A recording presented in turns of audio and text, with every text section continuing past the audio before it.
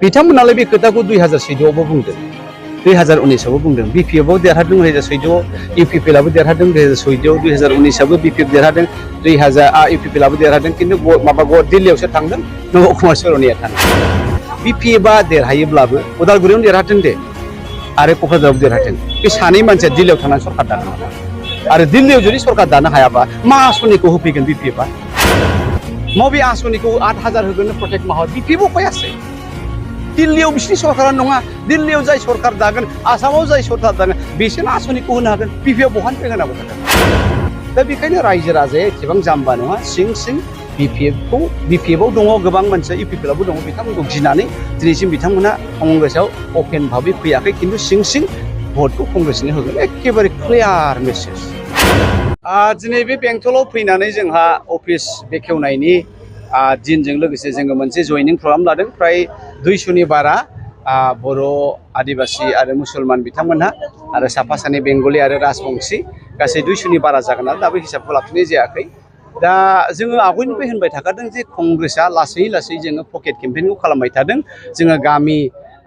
गामि एरियायाव जोंनि हाबनाया गोबां जाबाय दा बे जिनिसा एबार दा बेफोराव रिजाल्ट जादों आरो लासै लासैनो जोङो गेदेर गेदेर केम्पेइन खालामनो नागिरदों मोनथाम डिस्ट्रिक्टआव जोङो मोनथाम हय राहुल गान्धी नङाबा प्रियंका गान्धी गिदिर गिदिर मानसिफ्राबो फैगोन बेनि बेबस्थायाबो जोंहा जागासिनो दंखायो दा जोङो थांबाय गोबां गामि गामि गिदिंबाय बयबो बुंदों एबाराव कंग्रेसनो होनाय जासिगोन होननानै दा निस्सय दिनैनि बे दोहौआबो बेनिनो फिथाइ बिटिसि हिसाबै नोंथांमोननि हेंथा दोलोफ्रा बिथांमोनखौ गावसोरखौ देरहागोन होननानै आसा खालामबाय थादों बिथांमोनालाय बे खोथाखौ 2014आवबो बुंदों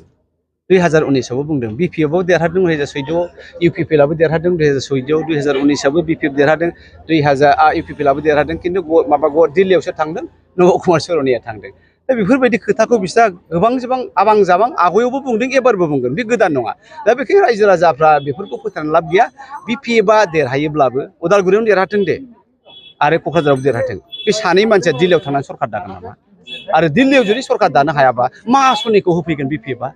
मबे आसनिखौ 8000 होगोन प्रत्येक माहाव बिपिएफआव फैयासै दिल्लीयाव बिसिनि सरकारा नङा दिल्लीयाव जाय सरकार दागोन आसामाव जाय सरकार दागोन बिसोरनो आसनिखौ होनो हागोन बिपिएफ बहानिफ्राय होनांगौ थागोन दा बेखायनो रायजो राजाया एसेबां जाम्बा नङा सिं सिं बिपिएफआव दङ गोबां मानसिया इउपिपिएलआवबो दङ बिथांमोनखौ गिनानै दिनैसिम बिथांमोना कंग्रेसआव अपेन भाबै फैयाखै खिन्थु सिं सिं भटखौ कंग्रेसनो होगोन एखेबारे क्लियार मेसेज नोंथाङा दहाय मोनसे खोथा बुंनाय खोनादों जोङो बिजेपि माने इउपिपिएल बिपिएफ माने इउपिपिएल बिजेपि होननाय दा बे खोथाखौ नोंथांमोनहा नाय दिनै हाग्रामाया एखमबा दिल्लीयाव एखमबा जयपुराव एखमबा माबा एलाहाबादाव थांनानै आरएसएसनि दैदेनगिरिफोरखौ थांनानै खुलुमलाहैनायालाय मानसि साइन खनसेना खननै नङा एंग्रा बिजेपियावहाय गाव हाबफानो होननानैबो नाजाबाय थादों आरो बे हिसाबै बिथांमोना रायजो सभायाव ज' गेलेदों बिजेपि इउपिपिएल आरो बिपिएफ आरो एजिपि जिएसपि बिथांमोना ज' दङ काउन्सिलावबो बिथांमोना ज' दङ बिधान सभायावबो एमएलएआवबो बिथांमोना ज' दङ बोरैहाय बुंगोन बिथांमोना लकसभायाव गैया होननानै थांनाय बाइ इलेक्सनाव गसाइगावआवबो आं बेखौनो बुंबाय थादों जे बिपिएफआ गेलेयाबा कंग्रेसआ देरहागोन अब्ला बिपिएफआ होनबाय नङा जोङो बिजेपिनि बि टिम नङा जोङो निजा बगियाखै गेलेयो जोबनायाव नुबाय बिथांमोना थार्ड पजिशनावसो कंग्रेसआ सेकेन्ड पजिशनाव फैदों जुदि बिपिएफआ गेलेयामोनबा जोंनो देरहायोमोन दा बेखायनो बिपिएफआ एखेबारे गावसिनि अरिजिनेल कारेक्टारखौ दिन्थियाखै बिथांमोना रायजो राजाखौ गोदो जेरै थगायदों एबारावबो थगायबावनो नाजादों आं बेखायनो रायजो राजा बिथांमोननिसिम खावलायनो सानदों जे बिपिएफ मानि बिजेपि मानि इउपिपिएल मानि बिपिएफ बिथांमोनहा बे मोनब्रै टिमा मोनसेयानोखा बेसेबां भट लानानै क'क्राझार लकसभानिफ्राय नोंथाङा देरहागोन आङो सिगाङाव सानदोंमोन खुनुरुखुम थाना बाना 5-6 हाजारावनो देरहागोन नामा बेबायदि लानानै खिन्थु दा जे नुबाय जों बुरजा मोनगोन जों 1 लाख 1.5 लाख भट बांसिन लानानै देरहासिगोन आरो कंग्रेसआ दिल्लीयाव थाङोबा नोंथाङा हिसाबै मा हाबा आं बेखौनो होनदों गर्जन मुसाहारिनि सिन्थाया जे जोंनि जायगायावहाय डेभेलपमेन्ट उन्नति गैया आबाद फोथाराव दै गैया कल कारखाना इन्डास्ट्रि जेबो गैया जोंनि फिसाफ्रा सोरबाया मास्टार साख्रि इन्जिनियार डाक्टार जानो हायाब्ला बिथांमोना फिसा कल कारखानायाव मावनानै जानांगोन दा बिथांमोना जोंनि जायगायाव जेबो गैयैखायनो न' बिसि फिसा नागारनानै गोजान जायगायाव थांनांगौ आरो आथिखालनि जुगाव बेबायदि हामा हाथा थांनायनि सम नङा लामा सामायाव मा जायो जाथिजों जाथि मोजां मोननाय दा बेखायनो जोङो गावनि जायगायावनो गासिबो नांगौखौ जों जावना लागोन दैखर नांगौबा जों दैखर जावना लागोन खल दैखर नांगौबा खल दैखर जावना लागोन जोङो आबाद फोथाराव दैनि राहा खालामगोन जोङो माबा जि बानायगोन जोङो साबुन बानायगोन जोङो कलगेट बानायगोन जोङो मोखाङाव फुनग्रा बानायगोन जोङो सेन्देल बानायगोन जुथा बानायगोन जोंनो गासिबो बानायजोबगोन आरो आग्लायनायखौ जों गुबुन रायजोआव हरगोन बेखायनो आं सानो एबाराव डेभेलपमेन्टआनो मेन फकास आरो बेनो जोंनि गेजेराव बिदा फंबाय अनलायनाय आरो आब्रुथिखौ लाबोगोन 50-60 बोसोराव दिनै आन्दलन खालामदों बर'फ्रा मा मोनदों बर'फ्रा मा मोनदों जेबो मोनाखै दा बेखायनो बयबो बुजिबाय जे जोङो बिदा फंबाय ज' बयखौबो बोजबलायनानै कंग्रेसनि प्रिन्सिपालजों जुदि खाराबा जोंनि जाथिया जोंनि हादोराव उन्नति आरो गोजोननाय गैयाबा दानलाय सुलायजों जों मालाबाबो जौगानाय नङा आं दहायनो बुंखाबाय जोंनि दिनैनि कन्टेक्सआ इमिडियेट कन्टेक्सआ बिपिएफजों दङ खिन्थु एसे उनाव हयथ' इउपिपिएलजों जाहैफिननो हागौ नामा सानदों खारन बिसोर मोननैया एखेयानोखा हिमन्तआ जेखौ बुंगोन हाग्रामाया बेखौनो मावगोन नों नुबाय नों हाग्रामानि खामानिया दा बिराद स्ल' डाउन जादों औ मास मोनसे सिगां बिथाङा फुरा मोसा बिराद केम्पेइन खालामदोंमोन खिन्थु हिमन्तआ एसे बुंबाय खोमा नों दलद थादो नों एसे सिरि थादो जों बोलो होनसैलाय होननानै दा बेखौ नायोबा एक्सुवेलि जोंनि दावहाया बिजेपिजोंनो होनजायो आरो नाथाय इउपिपिएल दिना बुंबाय थायो जेनेबा 4 लाख 3 लाखसो भट लानानै देरहाखाबाय होनना बुंबाय थायो बेनि बेलायाव नोंथाङा मा बुङो नाय बर' भटआ 5 लाख 13,000 बे बर' भटखौहाय जोङो मोननै गावहोयोबा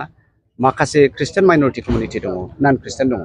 नों नायदो कंग्रेसनि सोर बांसिन होगोन